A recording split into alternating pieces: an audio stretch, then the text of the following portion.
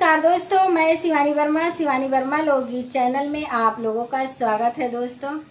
आज मैं सुनाऊंगी आप लोगों को एक प्यारा सा धान लगवाही गीत है। आप लोग जरूर सुने और बताइए कमेंट बॉक्स में आप लोगों को कैसा लगा ये गीत और गीत का पूरा आनंद लीजिए।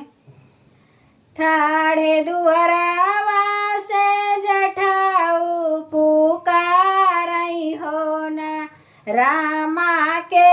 हो चली है खेल सी करावा हो न, रामा के हो चली है सी करावा हो न, अपनी महलिया से मोलई देवरावा हो न, भैया हम चलब खेल सी करावा हो न, भैया हम चलब खियल सी करावा हो न, सबके हुबान सती सेतुआ पीसनावा हो न, रामा जठाऊ बान है महुरे के गठिया हो न, रामा जठाऊ बान है महुरे के गठिया हो न, सबके हुसा जैया पन हथिया घोड़ावा हो न, रामा जेठऊ पापी साजय तलवरिया हो न, रामा जेठा पापी साजय तलवरिया हो न, यक बन गईले दूसरा बना गईले हो न, रामा तिसारे में खेल सी करावा हो न, रामा तिसारे में खेल सी करावा हो न, सबके उकार जंगल में सी करावा हो न, रामा जेठा पापी मार सग भयावा हो न, रामा जेठा पापी मार सग भयावा हो न, सबके घोड़वाया वैरुन कट ठुमकत हो न, रामा जेठा के घोड़े आवे मन मानी हो न, रामा जेठाऊ के घोड़ा आवे मन मानी हो न, सबके तलवरिया आवे चमकत यमकत हो न, रामा जेठा तलवरिया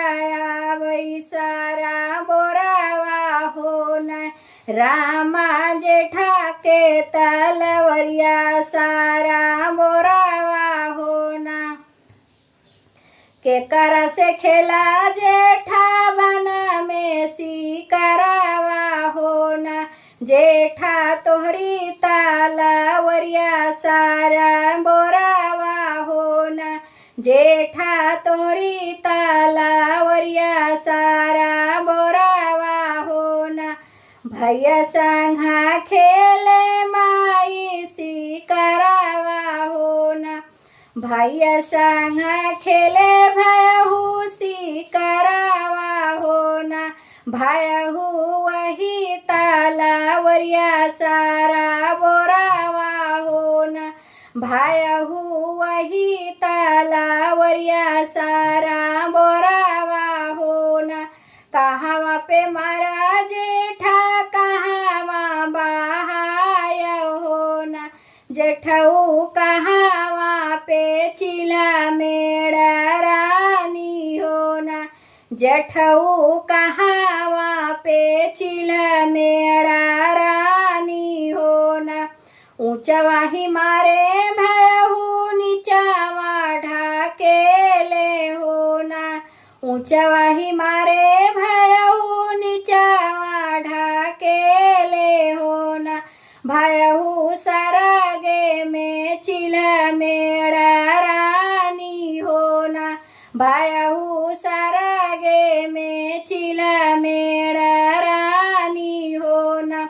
ऐसन भैया नाही दिया खेका सैया हो ना। रामा पापी जेठा मारिशदार से आपन भैया हो ना। रामा पापी मारी डर से आपन भयावा हो ना। रामा नहीं मिली है दाहिन भयावा हो ना। रामा नहीं मिली है दाहिन